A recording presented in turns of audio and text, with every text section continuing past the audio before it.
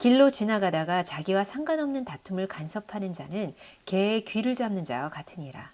횃불을 던지며 화살을 쏘아서 사람을 죽이는 미친 사람이 있나니 자기 이웃을 속이고 말하기를 내가 희롱하였노라 하는 자도 그러하니라.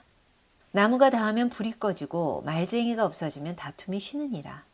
숯불 위에 숯을 더하는 것과 타는 불에 나무를 더하는 것 같이 다툼을 좋아하는 자는 시비를 일으키느니라.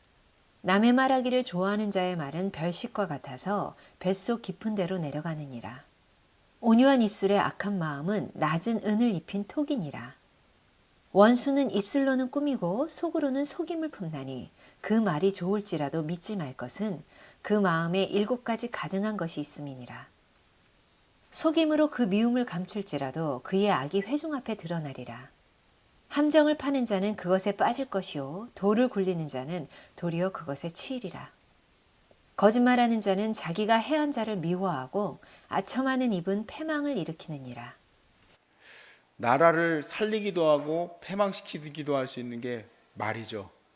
그러니까 우리가 정치에 어떤 사람들을 뽑을 때에는 그 말에 대해서 힘을 갖고 있는 사람을 뽑는 거죠. 사실은 나라를 맡기는 거예요. 그 사람이 말 한 번 잘못하면 솔직히 뭐 북한하고 우리나라도 전쟁 낼 수 있는 거 아닙니까? 전쟁 날 수 있는 거예요. 우리하고 중국하고 우리하고 일본하고도 얼마든지 싸울 수 있는 거예요. 사라예보에 총성 한 발이면 되잖아요. 총성 한 발이면 시작하는 거예요. 시작. 정말 이 말이라는 게 나라 사람에게는 나라의 구분이 달린 문제이지만 우리 개인적으로도 굉장히 또 무섭습니다. 우리 개인적으로도 사람을 죽일 수 있는데 오늘 같이 나누고 싶은 건 뭐냐면 사람을 죽일 수 있는 이 말을 내가 잘 못 구분한다 이 얘기예요. 그래서 구분할 수 있고 우리가 깨달을 수 있으면 말을 잘 감당할 수 있을 거라 생각이 들고요. 제일 좋은 거는 말을 아끼는 겁니다. 제일 좋은 거는 이제 말을 아끼는 거지만 이제 말을 어떻게 안 하고 삽니까? 사람이 말을 하고 살아야 되니까 그랬을 때 그 사람들 속에서의 그 말을 잘 구별할 수 있기를 주의 이름으로 축복합니다. 자, 오늘 여러분 왜 이렇게 입 심각해 보이세요? 자, 17절 말씀해 보니까 길로 지나가다가 자기와 상관없는 다툼을 간섭하는 자는 개의 귀를 잡는 것과 같다. 저는 콩이 귀 잡아도 상관없습니다. 그런데 여러분 콩이 귀 잡았다가는 가만 안 놔둘지도 몰라요. 자, 누가 바보처럼 길로 지나가다가 자기와 상관없는 사람들의 그 싸움에 거기에 뭐하라고 뛰어들겠습니까? 안 뛰어들죠. 가능하면 안 뛰어들죠. 그런데 우리가 뭐 술 먹는 사람 아니고서야, 그렇죠? 술 먹는 사람 아니고서야 그런 일은 거의 없지만 교회에서 보니까 이런 일이 많아요. 교회에서 어떻게 그런 일이 일어나느냐? 교회에서는 대놓고 싸우지는 않아요. 예를 들면 우리 권사님하고 집사님이 사이가 안 좋았다고 해봅시다. 이게 뭐 전도 폭발하다가 사이가 안 좋았는데 그럼 대놓고 싸우면 세상 사람들이고 대놓고 안 싸우고 어디서 싸우느냐? 각 구역에서 싸워요. 근데 되게 앙숙이야 둘 다. 근데 이쪽 구역과 저쪽 구역에서 싸우는데 뭣도 모르고 권분희 권사님이 또 한마디 했어요. 얘기했어요. 싫다, 좋다 얘기를 했어요. 어떻게 될까요? 지금 둘이 싸우는데 끼어든 거예요 거기. 그리고는 또 그래. 자기는 할 말 했을 뿐이래. 그리고 상처받았다고 그 다음부터 교회 안 나와. 이런 일이요 정말 제가 이 말씀 준비하면서 너무 많이 일어나요. 너무 많이 일어나. 그러니까 사실은 싸움하고 있는 곳도 있지만 직접 이렇게 눈을 들이밀고 싸우는 데도 있겠지만 더 큰 문제는 뭐냐면 이쪽 양쪽으로 나눠져서 지금 싸우고 있는데 거기 뛰어드는 사람은 바보 같은 사람이에요. 개 귀 잡는 거하고 똑같다. 콩이 귀 잡는 거하고 똑같다 생각하시고 뛰어들지 말고 괜히 상처받았다고 교회 떠나지 마시고 어려움 당하지 마시고 그러시기 바라요. 보통 가끔 가다 건축할 때 그런 일도 많이 일어나요. 건축할 때 좀 많이 일어나니까요. 어디 뭐 장로님 권사님한테 가가지고 뭐하고 하고 그러면 안 돼요. 그냥 귀를 닫아버리세요. 그런 얘기를 하지 마세요. 그냥 구역이 참 사람 살리는 곳인데도 불구하고 사람 살려야 될 곳이 사람 쫓아내는 곳이 되기도 해요. 괜히 자기도 모르는 거. 그러니까 우리가 말을 갖다가 생각했을 때 우리는 말이 그냥 내뱉어지는 것 같이 보이지만 이 사람의 마음에 상처를 줘요. 어려움을 줘요. 미련한 사람이 또 그 다음에 말씀에 나오는데 연결이 그냥 된다고 생각이 들어요. 18절과 19절이 하나로 봐야 되는데 먼저 비유부터 시작합니다. 횃불 던지고 화살을 쏘아서 사람을 죽이는 미친 사람이 있다. 그런데 누가 그런 사람이냐? 자기 이웃을 속이고 말하기를 내가 희롱하였노라 하는 자다. 내가 그렇게 했다라고 떠들고 다니는 사람이 있어요. 그 사람 뭐냐면 두 번, 세 번 확인 사살까지 하는 사람이에요. 아까 그 사람이에요. 아까 그 사람. 싸움하고 있는데 가가지고 옆에 가가지고 괜히 내가 한 마디 더 거드리는 거예요. 그래가지고 아무개 권사님 내가 봤을 때 뭐 안 좋은 것 같다. 뭐 이렇게 하는데 거기 동조를 했어요. 같이 이제 또 이 자매님도 그러잖아요. 동조 안 하면은 우리 편 아니잖아요. 막 동조를 해요. 막 동조하고 얘기했는데 나중에 그 권사님 와가지고 권사님이 이렇게 동조해가지고 이런 말 했냐? 봤냐? 내가 이렇게 영수증 숨긴 거 봤냐? 바본가 봐. 봤대. 거기다 대고 또 봤대. 봤어요, 안 봤어요? 안 봤죠? 안 봤는데 봤다 그래. 그러면은 그 권사님, 그 당사자, 장로님 때문에 건축에 그 힘을 실었던 그 권사님이 얼마나 힘이 들까? 안 봤는데 봤댔잖아. 왜냐면 사람들 눈이 무서워서 그렇게 얘기한 거지. 그게 이거예요. 미친 사람이 있나니. 미친 사람이 있나니. 교회에서 이런 일이 엄청 많이 일어나요. 진짜로 많이 일어나요. 뭣도 모르고 떠들어대다가 교회가 풍지박살 나요. 그래서 그런 열심히 하셨던 장로님이 교회를 떠나야 돼요. 저는 심지어 재판까지 붙었던 교회도 봤어요. 아주 정말 이 헛소문에 열이 받으셔가지고 이 장로님이 이 집사님이 건축위원장이었는데 장로님하고 몇 분을 정말로 재판에 걸었어. 왜냐면은 자기 그 여러 가지 또 사업과 연결이 돼 있어가지고 굉장히 많이 화가 나셨더라고. 미국에서 있었던 일이에요. 불이 붙기 시작하는 거 일도 아닙니다. 근데 어떻게 시작된 거냐? 시작은 이런 식으로 시작되는 거예요. 이런 식으로. 그러니까 우리는 사실 예수님의 말씀만 나누면 참 좋겠는데 그러지 못하니까 문제가 생겨요. 예수님의 말씀만 나누세요. 가까이의 가정에서는 또 자녀들 이쪽 편 저쪽 편 들지 마세요. 우리 가족은 형제만 있어요. 저하고 제 동생만 있어요. 그리고 며느리들이 있죠. 절대 시아버지 되고 시어머니 돼가지고 야 첫째 며느리가 더 좋다, 둘째 며느리가 더 좋다. 미친 사람이 있나니 여기 있어요. 미친 사람이 있나니. 미친 사람이에요. 그 사람은. 그러면 안 돼요. 다행히 요즘에는 한두 명만 나으니까 그 정도지만 정말 저희 아버지 집은 맨날 싸워요. 맨날 7명이니까 형제가. 예? 왜 이런 일이 일어나느냐? 이거예요. 지나가다가 상관없는 다툼에 지금 참여하는 거하고 똑같아. 그게 왜 나하고 상관없습니까? 내 가족이고 내 교회인데. 그런 식으로 얘기하면 안 되죠. 내가 당사자가 아니면 거기에 끼어들게 되면은 그게 불이 난다니까요. 쿠팡 물류센터 불난 것보다 더 난리가 나는 거예요. 진짜로. 예? 사랑하는 여러분, 자기에게 아니면 끼어들지 않기를 주의 이름으로 축복합니다. 말이 이렇게 무서운 거예요. 말이. 자, 그 다음 20절부터 말씀해 보니까 나무가 닿으면 불이 꺼지고 말쟁이가 없어지면 다툼이 없어진대요. 여러분 자신이 말쟁이가 아니길 바랍니다. 숯불 위에 숯을 더하는 것과 타는 불에 나무를 더하는 것과 같이 다툼을 좋아하는 자는 시비를 일으키느니라. 남의 말 말하기를 좋아하는 자의 말은 별식과 같아서 뱃속 깊은 데로 내려가느니라. 그러니까요, 우리가 어떤 말을 시작을 했을 때 그것이 옳으냐 안 옳으냐에 대해서 물론 우리는 알고 싶어서 말을 하지만 예수 믿는 사람에게는 더 중요한 게 있는데 사랑이에요. 사랑. 이 세상의 가치 중에 가장 큰 것은 사랑입니다. 근데 시비에 대한 마음이 있는 사람은 어쩔 수 없이 자기는 원치 않았어도 다툼을 일으킬 수밖에 없어요. 교회 안에서 또 가정 안에서 또 삶 안에서 그럴 수밖에 없어요. 우리 정신을 똑바로 차려야 돼요. 그러니까 가가지고 시어머니 이게 옳지 않은 일 아닙니까? 똑똑해서 좋겠다. 옳은 일이죠. 물론 누가 봐도 옳은 일이에요. 누가 봐도 괜찮은 일이에요. 그렇지만 더 좋은 건 뭐냐? 섬겨주고 사랑하는 거. 그냥 그곳에서 같이 이끌어가면, 나란 일은 그러면 안 되죠. 나란 일은 그러면 안 되지만 우리가 함께 살아가는 공동체 안에서 지극히 문제 일으킬 일은 아니라면 서로 손 붙잡고 가는 게 좋지, 말해가지고 문제 일으키는 것보다 서로 도와가면서 살아가는 게 좋죠. 사실 우리 공동체 안에서 제가 기도를 많이 할 수밖에 없는 것은, 우리는 다 다른 교회 사람들, 다 다른 성도들이야. 그나마 한 가지 장점이 있다면 암에 걸려서 힘이 없다는 거. 그런데 그럼에도 불구하고 이 안에서는 말이 삽시간에 우리 자신들을 다 태워버릴 수가 있어요.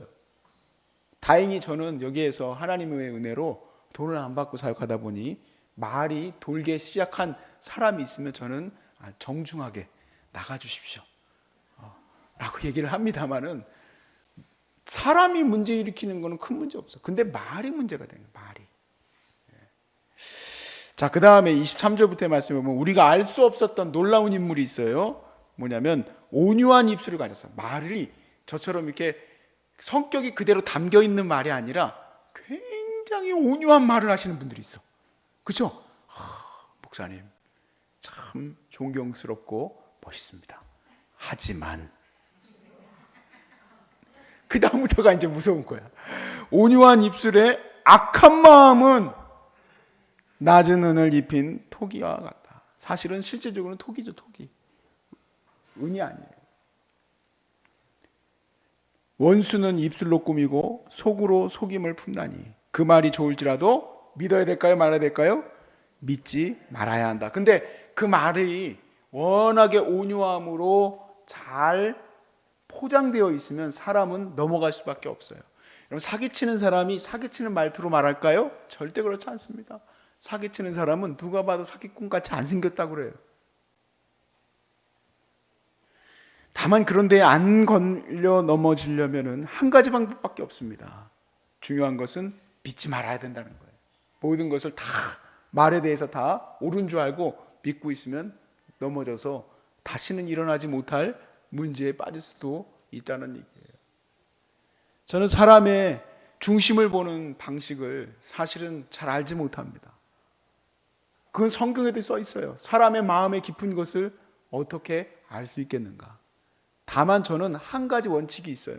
뭐냐면 이 사람이 그래도 예수님 붙들려고 하는가. 다 완전한 걸 볼 수는 없어요. 그러나 자기가 다시 돌아가야 될 것, 나의 문제가 있다는 것을 깨닫고 내가 주님 앞에 서야 된다는 것을 분명히 붙든 사람, 나는 연약합니다, 부족합니다 하고 다시 예수님 앞에 서려고 하는 그러한 사람은 제가 좋은 사람이라 생각해요.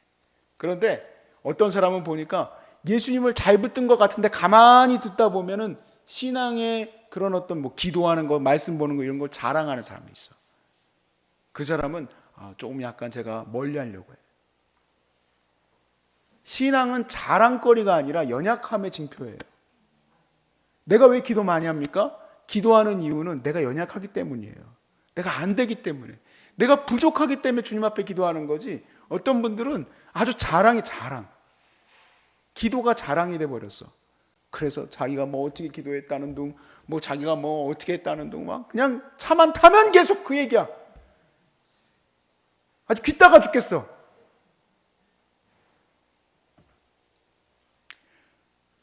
사실 그런 말들의 모습이 온유한 입술에 악한 마음과 같다 저는 생각해요.